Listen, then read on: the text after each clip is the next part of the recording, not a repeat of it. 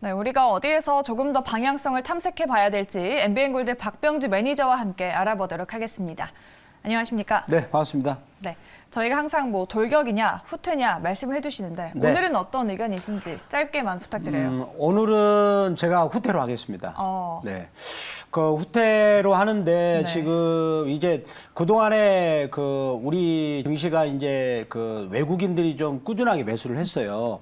근데 그 매수를 해주면서 우리나라 증시가 상대적으로 일본이나 혹은 미국의 이제 나스닥 시장보다 상대적으로 이제 강했습니다. 그런데 기술적인 분석상 이제는 약간 단기 과열권에 왔다라고 생각이 되면서 이제 그 후퇴 견해를 말씀을 드리겠습니다. 네.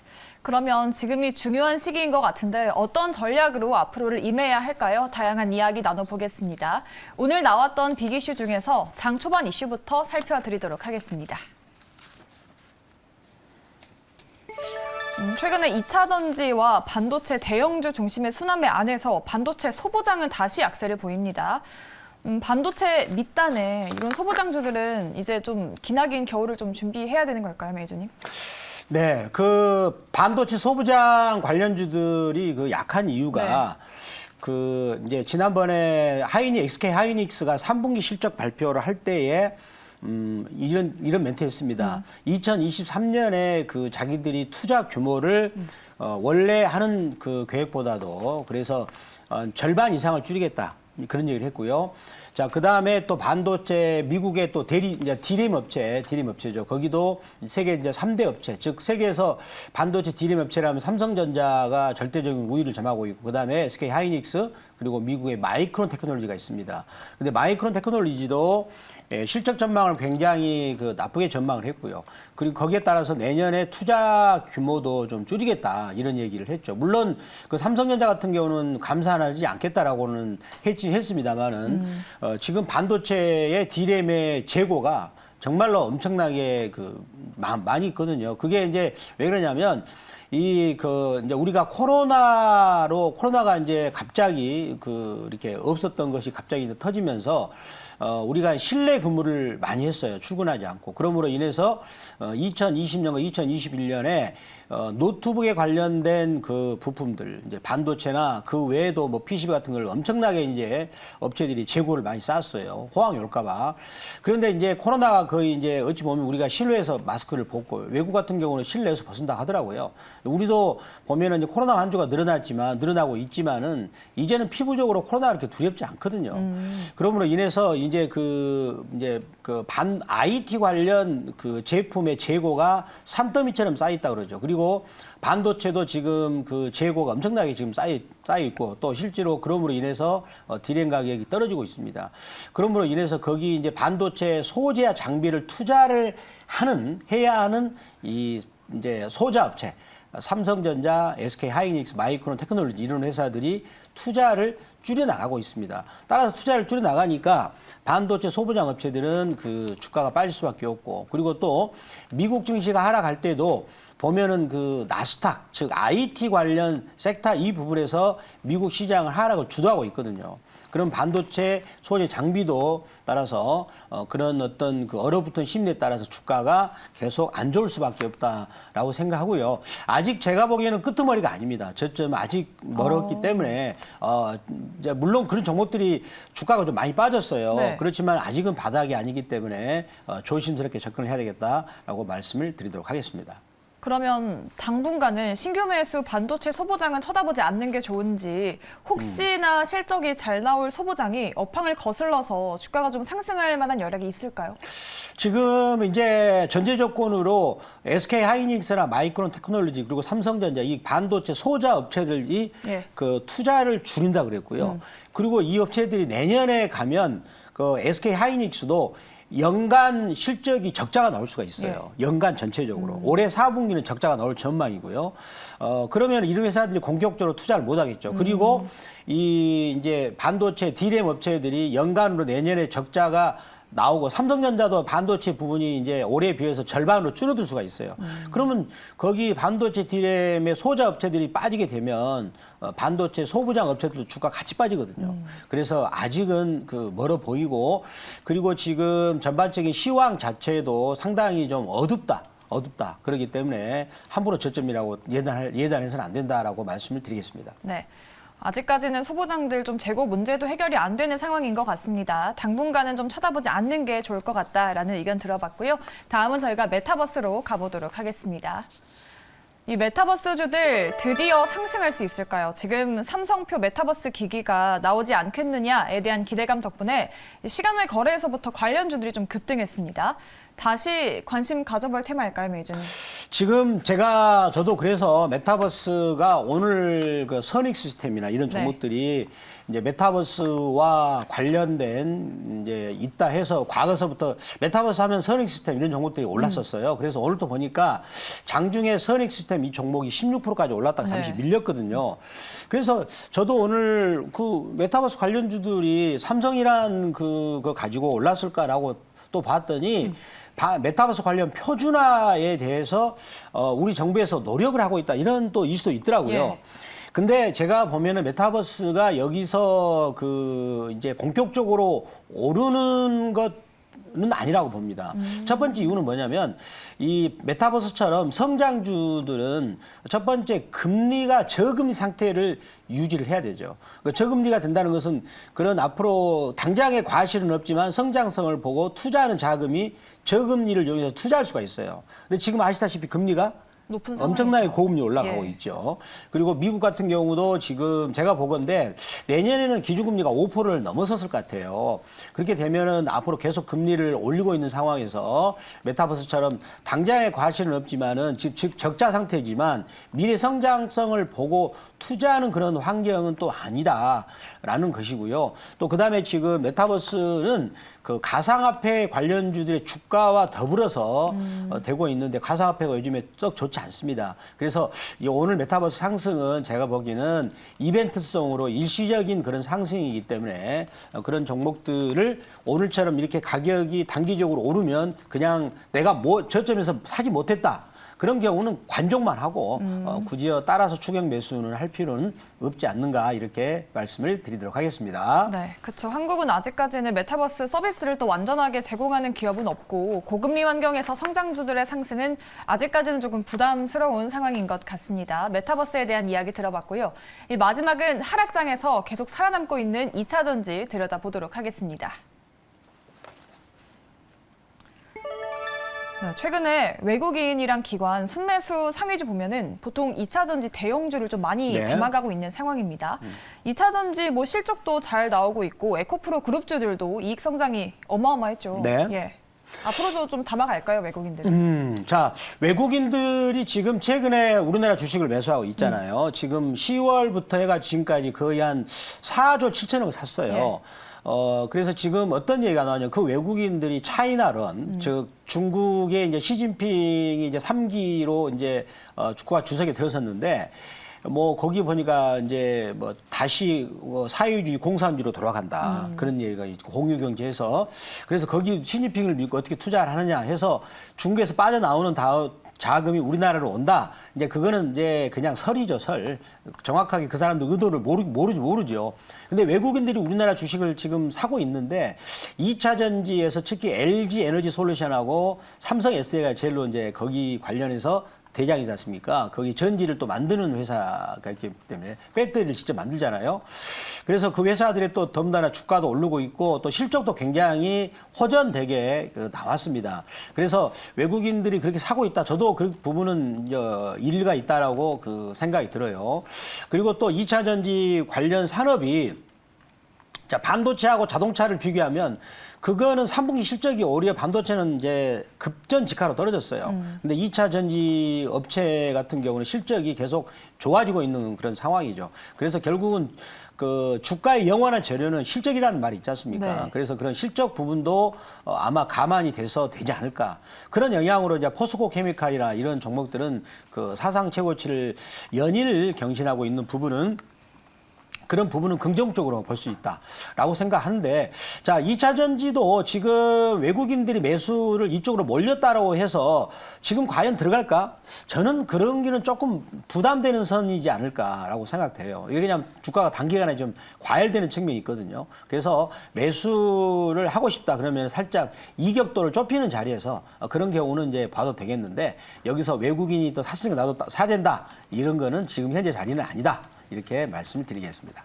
네, 2차 전지까지 들어봤고요. 아무래도 이런 테마주들이나 섹터별 흐름이 시장과 좀 무관하게 흘러가지 않으니까 시청자분들도 이 시장 방향성에 대해서 걱정이 많으신 것 같은데, 네. 지금 앞으로의 향방에 대한 또 질문이 들어왔어요. 네. 대리님께서 1차 반등 목표점이었던 코스피 2350이 네. 눈앞에 있다라고 하시면서 단기적으로 이 지점을 돌파하고 안착을 할지, 아니면은 좀 잠시 눌러주는 조정장을 보일지에 대해서 다음 주 월요일장을 궁금해하셨거든요. 네. 예, 어떻게 보십니까? 지금 이제 보면은 오늘 그 우리 아시아 증시를 보면 일본 증시가 오늘 1.79% 정도 하락을 했습니다. 그래가지고 이제 우리 코스피로 보면 21선 근처까지 하락을 했거든요. 그래서 거기가 2260선까지 하락을 했어요. 근데 우리나라 같은 경우는 지금 이제 수급선이라고 하는 단기 이제 거기가 저항선이 되겠죠. 그래서 시청자 여러분들이 보시면은요, 그 빨강색 이동평균선 보이시죠? 여기가 이제 61선 이동평균선 수급선이라고 하는 건데, 자, 우리 지수가 이제 올해 1월 달부터 내려올 때 보게 되면, 자, 올해 3월 달에도 거기 빨간색 선을 맞고 내려왔어요. 거기가 저항선이 됐었고요. 자, 그 다음에 5월 말에도 거기를 빨간색 선을 맞고 이제 내려가게 됐죠. 자, 7월 달, 8월 달은 거기를 뚫었죠. 그때는 미국 증시도 같이 힘차게 올랐을 때입니다. 자, 그런데 지금 요 대목에서는, 자, 미국 증시가 10월 달은 이제 우리하고 같이 왔지만 11월 달 들어와서 미국은 특히 이제 그 IT 관련주에서 지금 업종 자체가 빠지고 있어요. 그리고 미국은 나스닥 지수 자체가 4분기에 지금 하락을 하고 있습니다. 자, 그래서 미국은 그러니까 지금 4분기 10월, 11월은 하락 장세예요. 그러면 지금 우리나라 증시가 여기서 미국 증시가 하락하는 압력을 뚫고 여기서 이제 그동안에 이제 저항선이 됐었던 61선을 뚫고 올라가기에는 상당히 저는 좀 곤란하지 않을까, 이렇게 말씀드리면서, 뭐 이제 희망은 저는 현재는 2400도 오면 좋겠지만 거기가 또 저항이 있습니다. 거기가 121선이라고요. 중장기 저항선인데 거기까지는 가기 힘들고, 제가 보기에는 이 정도 한 2346선 이 정도가 저항이 될 건데, 그거는 제 생각이고, 이제 질 때는 이제 뭘 알면 되냐면 시장한테 물어보면 되는 거예요. 무슨 얘기냐면 다음 주 월요일 날 이제 새로운 주간이 시작됩니다. 그때 다음 주 월요일 날 이제 오늘 이제 그러니까 금요일 날 미국 증시가 우리가 새벽에 끝나잖아요.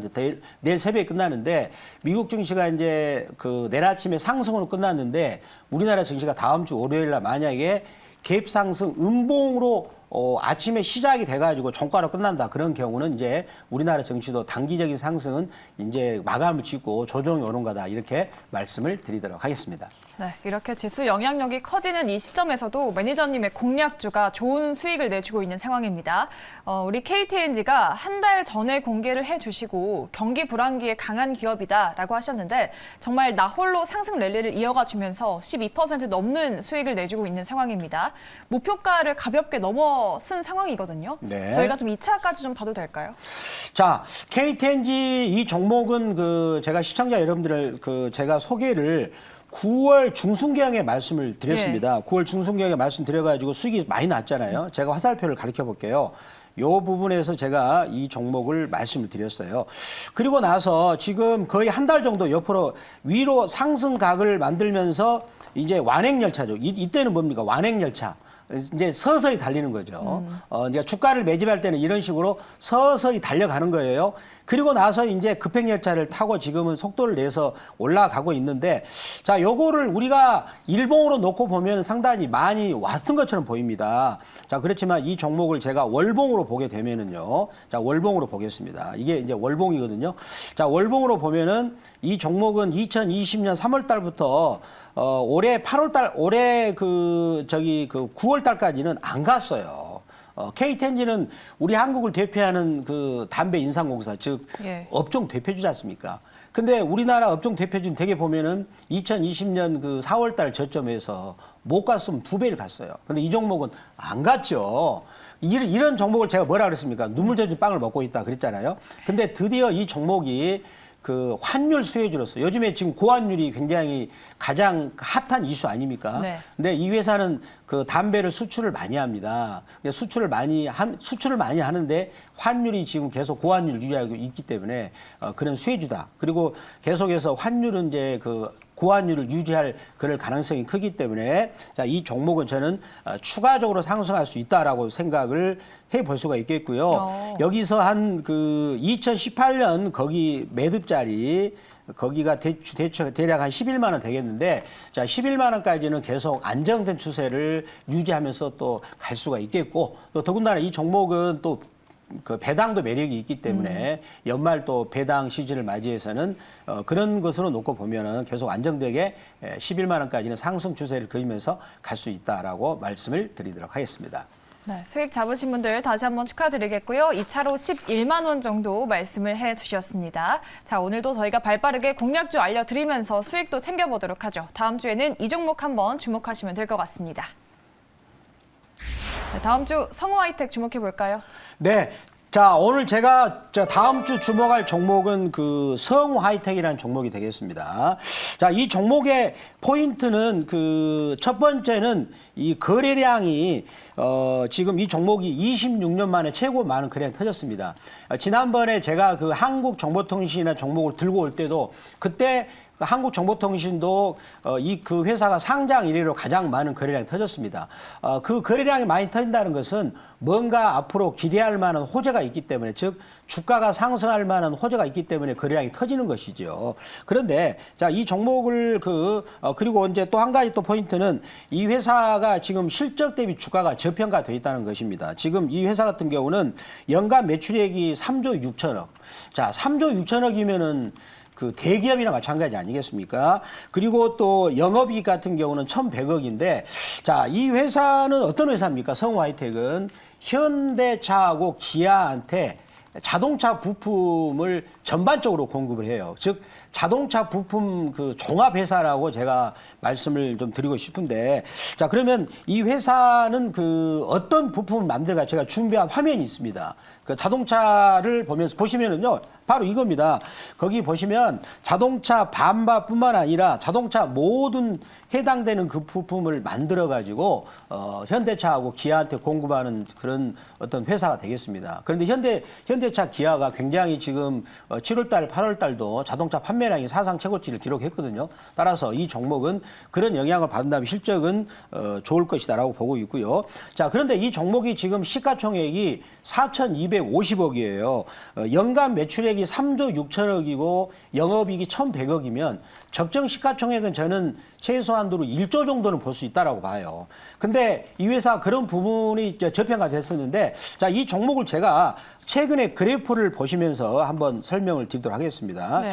자, 이 종목을 그 거래량을 보면서 설명을 드릴게요. 자, 이렇게 제가 과거에 보면 이 회사가 1996년도 상장을 했거든요. 그런데 자, 요 대목이죠. 그 10월 20일 주간이죠. 자, 일간으로 본다면 10월 18일 날 그때 거래량이 한 4년 만에 최고 많은 거래량이 터진 거예요.